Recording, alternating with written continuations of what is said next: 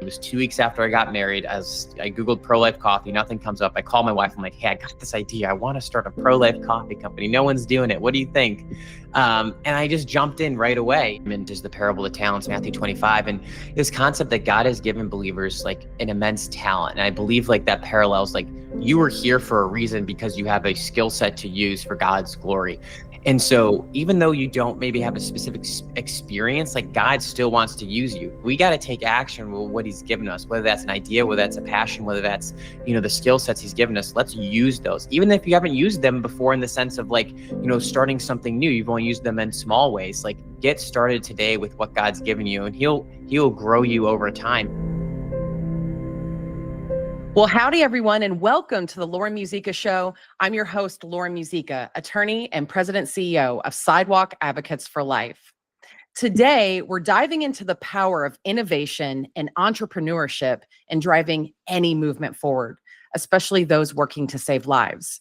Because real impact doesn't happen by accident. It happens when people like you and me dare to solve problems in bold, new ways. Today's spotlight is on a now famous coffee company doing exactly that, using every bag of its specialty coffee to save preborn children. Wow. As a values-based business, 7 Weeks Coffee has a simple and transparent mission. Offer direct trade, specialty grade coffee while directly supporting the sanctity of life, donating 10% of every sale to pregnancy care centers and other like-minded organizations across the nation. And because of customers all over the country, 7 Weeks has been able to donate over $1 million.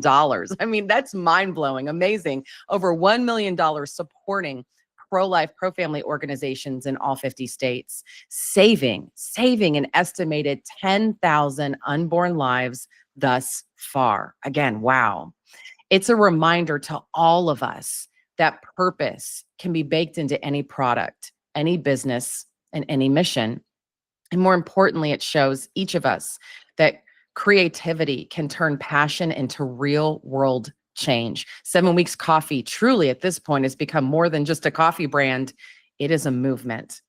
Also, side note, if any of you know me at all, you know I love coffee. I had this thing in law school every Friday. I called it Frappuccino Friday. I finished my last class, and then I went to the local coffee shop and got the fluffiest coffee that I could possibly find, right? So anyways, it's always fun for me to talk about coffee as well. And I mean, gosh, the intersection of life and coffee, here we go. This is awesome.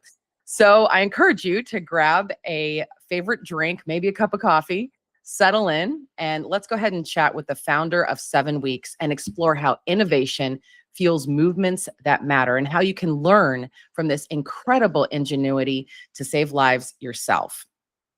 Anton Krecic is the founder and CEO of 7 Weeks Coffee, a mission-driven direct-to-consumer coffee company dedicated to promoting a culture of life. Since launching in 2021, Anton has grown 7 Weeks Coffee into one of the most impactful pro-life brands in America, donating 10% of every sale to pregnancy care centers nationwide. With a background in marketing and a heart for faith-based entrepreneurship, which we're going to discuss today, what that is, right? Anton has built a brand that aligns quality products with purposeful impact. Anton frequently speaks on values-based business, the role of faith in commerce, and the importance of creating companies that serve both customers and causes. He lives in Virginia with his wife and their growing family. He just became a father himself. By the way, I've seen pictures of the baby. Super cute. I was so excited to see the announcement of the birth of his son. I know this is all the more meaningful for him at this point. Again, I know this is bringing even deeper meaning to the mission behind the company he built. So with that, let's go ahead and welcome Anton. Hello there, Anton. How are you? I'm great. Thanks so much for having me on. Excited to chat and so happy you're a big coffee fan. We love that. I love it. Coffee, pro-life. If we throw in dogs in Texas, I'll just be glowing, but There you go. I love it. No, such a wonderful opportunity to have you on today to just inspire the troops. You've taken on a huge project here. And like you've said on your website, I read it and I was like, this is so true. This is more than just like a brand. It's now a movement. You've got so many people joining hands with you and you are literally saving lives through it. So awesome. Yeah. Let's dive right in. Faith-driven entrepreneurship. What exactly is that? What does that mean to you? Yeah, I think it's this really growing trend that businesses now are not apolitical. There's not this approach where, years ago businesses didn't really get involved in politics. I think post-COVID, what we saw with a lot of top, larger corporations taking active political stance, mainly on the left, to support pro-choice, an anti-biblical worldview, an anti-Christian worldview. And so we kind of saw this large corporate activism take place, and there wasn't really a response on our side. So when I had the idea for 7 Weeks Coffee, it was like, how can we support the pro-life movement, something I'm very passionate about, through business, through a for-profit entity? So I literally Googled pro-life coffee one day, nothing came up. And I was just shocked. I was like, how's there no one doing this? There's so many pro-life Americans. A lot of people would want to support this. And how many people are sick and tired of buying products to support the very values, that they disagree with? So for me, it was a simple opportunity of like, let's create a product that supports the pro-life movement. Millions of people are passionate about. And, that's what we're doing with 7 Weeks Coffee, taking an activist stance in the for-profit arena. Yeah, yeah. I love that idea that in a sense we're almost voting with what we buy. Right. Right? That very idea. And I know that sometimes we don't have a choice, right? Like sometimes we're forced to buy from a company that espouses values that we don't agree with, or has products that they're selling on the next aisle that we don't agree with, right? But the idea that where we can make another choice, it's a good thing, right? Like you're providing another choice in the marketplace. Right. It's an incremental approach in a sense. Like, we're not going to, flip, everything overnight, or we can't like divest of everything like that. And I wouldn't even suggest doing that. I'd say there are small choices we can make that do have an impact. And that's what we've been able to do at 7 Weeks Coffee. And it's been really fun. Every month since we started, we actually just hit our 4-year anniversary as a company. We've just updated how many dollars we've donated. From that first month, we donated $800 to now over $1 million, $1.3 million now we've donated. So it's just growing month over month, and all thanks to our consumers who are making the difference and making the switch. Yeah, yeah. Talk a little bit more about your vision and the impact, right? Like in a perfect world where, the stars align, excuse the phrase, but you know what I mean? What do you want to see happen? And then so far, what have you seen happen? Because like you said, this is more than a brand. It's a movement. Everyone's talking about this. And I know that a lot of the events that I go to, you were the one serving coffee in the back of the room, right? But it's so much more than that. So can you dive in a little bit deeper? Yeah, we want to do a few things. First, we want to, really empower consumers to know that they're making a difference, and just share the stories of the pro-life movement. So for us, we see ourselves as a resource to everyone on the front lines, like you guys at Sidewalk Advocates, like all the pro-life organizations, pregnancy care centers that we support. It's like they are the ones, the hands and feet of the pro-life movement. I can't, be more supportive of what you guys do on a daily basis on the sidewalk. Like we want to fund those efforts, through the sale of our coffee. We want to show consumers like, hey, this is what's happening. It's like first, so we want to bring awareness to, what's happening in the pro-life movement. And we can do that through coffee. We can do that by sharing these stories. So we love doing that. And really, I think the long-term effect is to see other businesses, which we have, that support the pro-life movement through the sale of their goods or services. And, for us, I think we still have a long way to go in terms of, pro-life Americans that still haven't heard of us that drink coffee. And, I think we could have a really lasting impact donating millions of dollars every year to pro-life causes. And, as like the pro-life movement donates, I think it's over $400 million a year now away of goods and services. So if we can just be a small part in supporting those goods and services and providing more goods and service to the, moms who are facing unplanned pregnancies, we want to do that. So the more we can do that, the better. That's awesome. Yeah. Let's go back for a second. You got this idea, and I'd love for you to share with everyone, like, from the idea to actually executing it. Like, give us some of the major steps.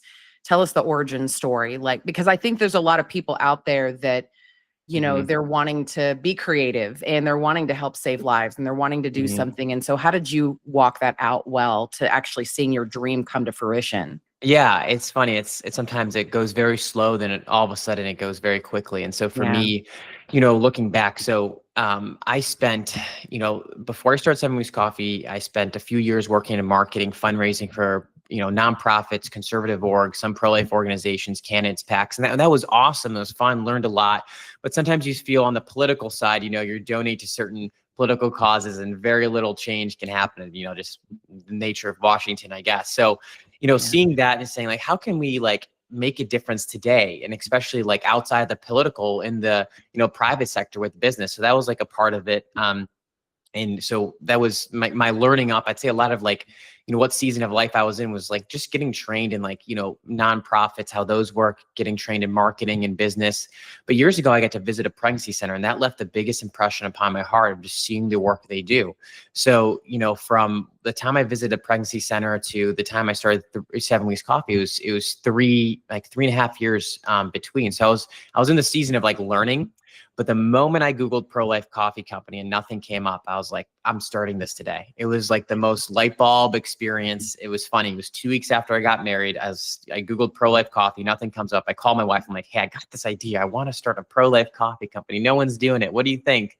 And I just jumped in right away. And it's funny because like God prepares you for like certain seasons in life, but then he calls you to like jump and take action immediately.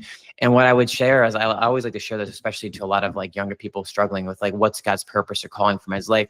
And God can use you in a lot of different ways. What he cares about is that you honor him with what you do. So when I didn't have a background in coffee, really, I didn't have a background in e-commerce, which we are. And I didn't even come from working in the pro-life movement. It's just something I was passionate about of supporting. So you don't need like a specific skill set to be used by God. You just need to take action with what he puts on your heart. And so when I remember like he put that on my heart, I went home that night and I started working on a logo, started like designing, what we want to, how we want to use our funds and kind of the mission and everything around it. And it just became so clear to me. It was like, just step into this, who knows where it's going to go? I didn't, 4 years later, over $1 million donated. I had no concept that would be where we'd be in, 4 years, but I was just trying to be faithful with the little and take the step in the right direction. So for everyone who's like, hey, what am I supposed to do? I want to get involved. Just see what's on your heart today and take the step of like doing something. Like, don't wait tomorrow. Wait for tomorrow. Yeah. Oh, I love that. That's so good. Let me ask you this. A few weeks ago, I actually brought up a concept, something really in psychology that a lot of people wrestle with, and it prevents them from maybe starting that pregnancy center or, launching a special brand to support the cause, getting to the sidewalk, whatever it might be. Right. And this idea is imposter syndrome. Some people go, am I really hearing from God? And then why me? Am I enough to do this? Am I, and I know, being the founder of Sidewalk Advocates for Life, I didn't have everything all together when I launched the organization. Sure, my education training background, absolutely, God prepares you, and there's ways to get that education. There's ways to get that support, right? But did you ever wrestle with that, or like, am I really hearing from God? Is this a crazy idea, right? And then how did you work through that? Yeah, it's a few different ways. Yes, I've totally experienced that. Like, should I be the one doing this? And I definitely think those are distractions from the enemy, because one of my favorite passages is the parable of the talents, Matthew 25. And this concept that God has given believers like an immense talent. And I believe like that parallels like you were here for a reason because you have a skill set to use for God's glory.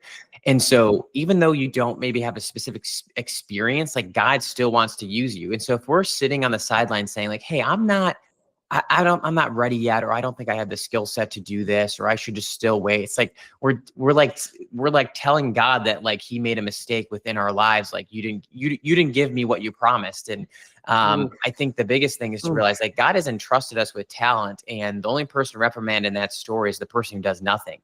The idea is that we got to take action with what he's given us, whether that's an idea, whether that's a passion, whether that's, the skill sets he's given us. Let's use those. Even if you haven't used them before, in the sense of like, starting something new, you've only used them in small ways. Like, get started today with what God's given you, and he'll grow you over time. And, for me, it's kind of like this idea of like, the biggest thing I think we get stuck on is like, what's God's will for my life? I have to wait and hear what's God's will, as if it's like a specific thing, as in like there's 10 wrong answers and one right answer. When in actuality, I believe like God's will is to use your talents for his glory in a multifaceted approach. And so that you can use your talents in a lot of different ways. that honor him, and all of that's within his will. And so for me, it was like, yeah, this is a cool idea. This is going to raise money for a pro-life organization. I think God loves that idea. Like, I'm just going to start. I didn't have to wait to wonder, like, is God okay with this? Like, of course, he loves the idea of supporting and protecting the unborn. So why not get started with it and see where he leads?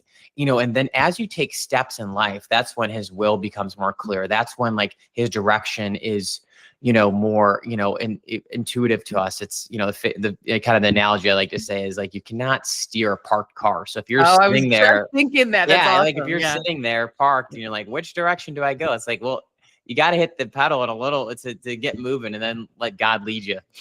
Yeah, absolutely. And I think so many of us can get stuck in taking one more course or talking to one more person or questioning one more thing. And like you said, like, sure, get some requisite stuff under your belt, but then get going, right? Yeah, we and have you'll figure it out. talents. Yeah, You have absolutely. to be, and that's the thing. It's like, it's so funny. I do this in exercise, which I recommend to all everyone listening is, sit down and actually list out what you believe God has given you in terms of, like, your talents, your skill sets. I think we're humble we're too humble to the extent we think we're not good at anything. Like, humility is good, but, like, also be confident that God has given you some type of ability, some type of skill set, that you can use. So don't miss that part. Like, sit down, think about, like, what is, like, your intuition that God has given you that's just, like, within your heart that, like, I love doing, I feel passionate about, like, this is what, I excel at, and, press into those strengths, because those are the very strengths you're supposed to use. Yeah, absolutely.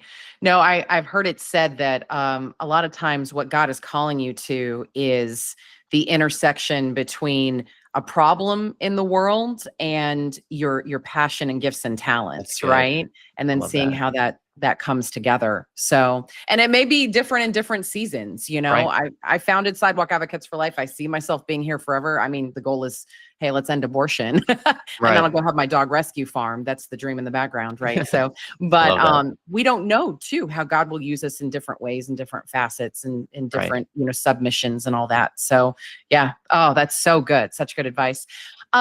Anton, when you look at the landscape right now, a Mhm. few years after Roe versus Wade has been overturned, and no doubt traveled to different states, talking to different folks on the front lines. I'd love to get your thoughts about where we are and just how to encourage people, because I know that I've noticed a lot of fatigue at this Mhm. point in the battle. Like, I am in a state where we protect life at conception. Praise God. Big state like Texas, right? Mhm. It is possible, but we also have advocates in states where, I mean, it is abortion until the point of birth. Right. And Right. now enshrined in the state constitution. So how would you encourage people at this point in history? Yeah, the biggest thing is, I forget the chapter verse in the Bible, but it says, "Do not be weary of doing good." And, like, this concept of, no matter what, like, the current state of the world is, the current laws on the books, like, do not be weary of, like, doing good and standing up for good. Let your standard be, like, to honor the Lord with all that we do, because even in the face of, like, some of these most pro-abortion laws, it doesn't mean we give up, doesn't mean we stop fighting. Like, even more so, do not stop, being an advocate for life. So, I mean, that's, like, the overall, like, inner motivation we need to have as, like, a pro-life movement. A couple other things I'd say is just, like, unity within the pro-life movement. I just think more and more of that is important. Like, there's a lot of, debate, I'd say, like, on more fringe issues within the pro-life movement that divides us than instead of unites us, because obviously, if we still have abortion, within, most states, or at least half the states, we need to have unity and be on the same team and be swimming in the same direction, so we can, like, accomplish this together. So that's another thing. And then, as a policy standpoint, I would say is, just for your viewers to know, the biggest thing is obviously the abortion pill. And that is the main, thing we're fighting against right now, is how to figure out ways to prevent the distribution of the abortion pill, creative ways. So I think that's the thing we want to look at in terms of, how we can, have intervention, because of the abortion pill. Even in pro-life states like Texas, they can get shipped there. And so Yeah.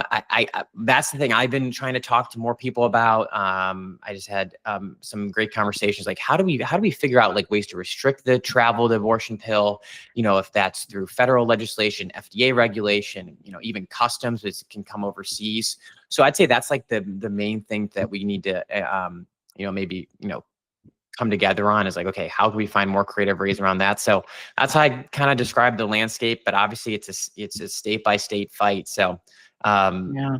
there's good stories and bad stories, and some states are leading the charge, and some, like you said, are abortion up until birth. Yeah, absolutely. No, I think that that's a really great overview, especially knowing that the abortion pill can be shipped anywhere. And it is the most prevalent form of abortion in the Right. United States.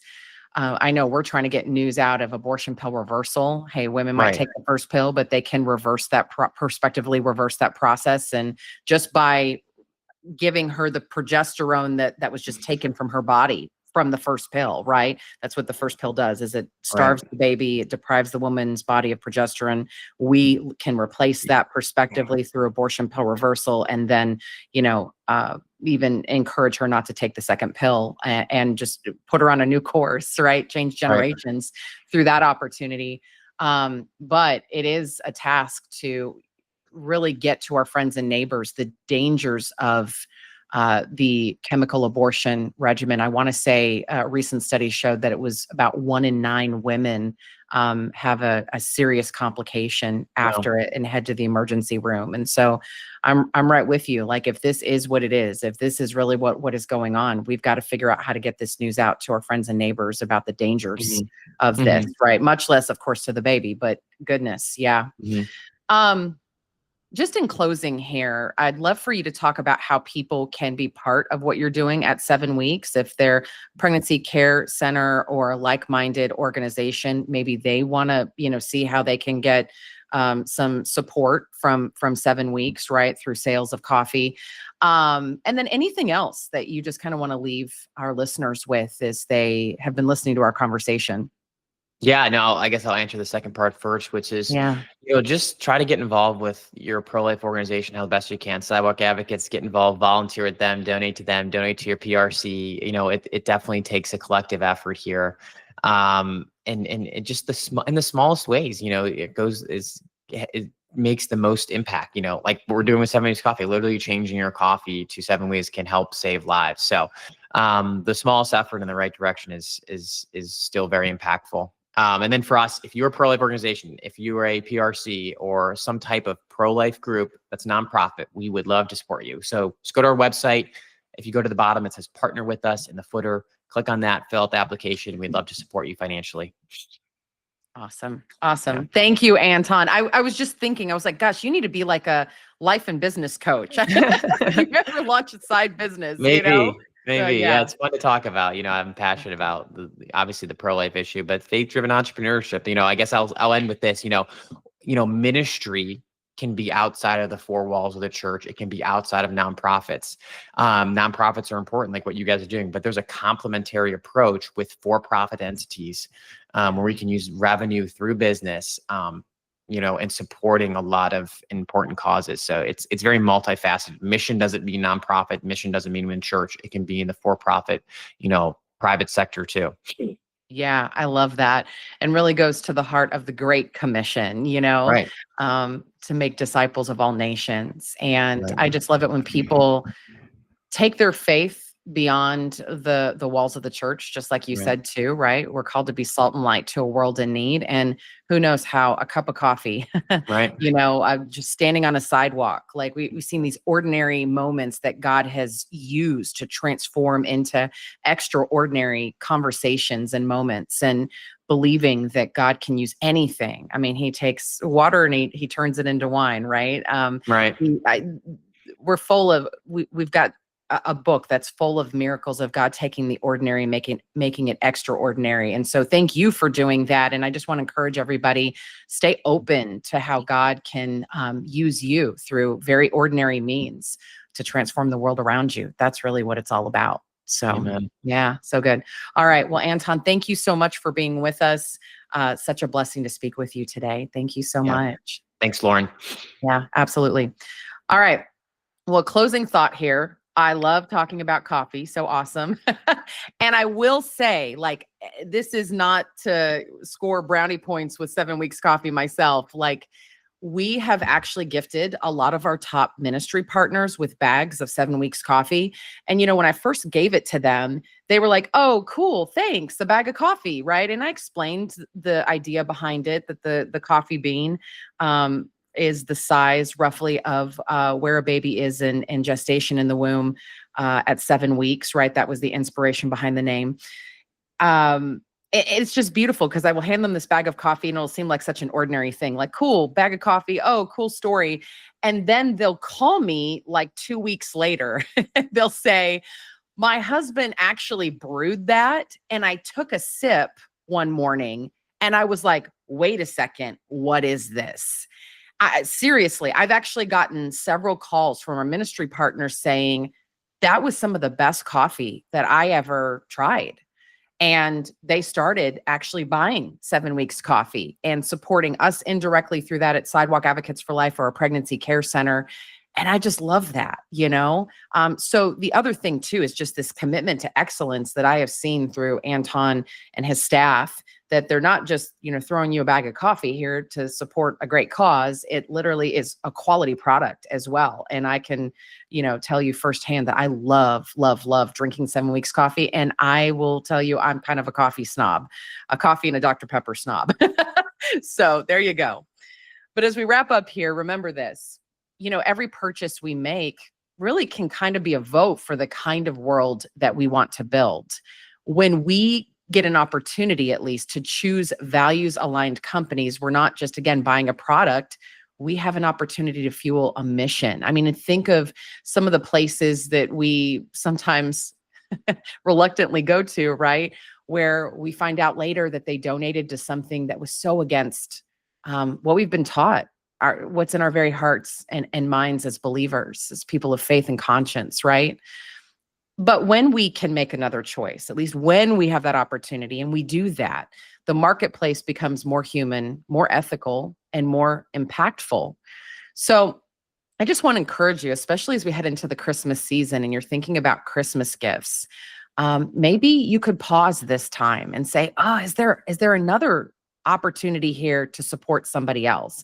Maybe it's a mom and pop shop, right? Maybe it is giving your friend or neighbor a stocking stuffer with 7 Weeks coffee. But I just encourage you to maybe pause, look deeper, and if given the opportunity, choose the brands that reflect what matters most to you. And in this case, you might actually save a life. There's nothing better. All right. Well, with that, thank you again so much for joining me for another episode of the Lauren Musica Show. We'll be back here next Friday at 9 a.m. Eastern, 8 a.m. Central on the Sidewalk Advocates for Life Facebook page, YouTube channel, or wherever you get podcasts. Thanks so much, everybody.